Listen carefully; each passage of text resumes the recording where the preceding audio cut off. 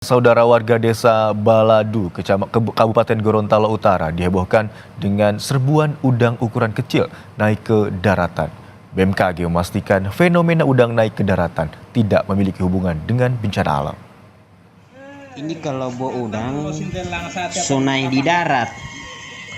Fenomena ribuan ekor udang ukuran kecil naik ke darat viral di media sosial dan membuat warga kaget. Pasalnya, peristiwa ini belum pernah terjadi di desa itu.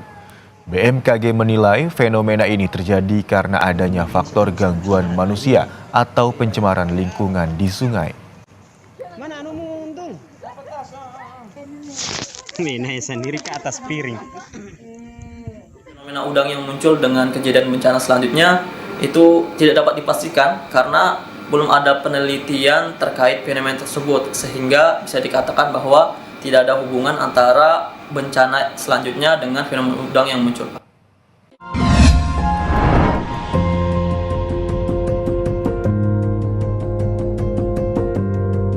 Kompas TV, Rumah Pemilu.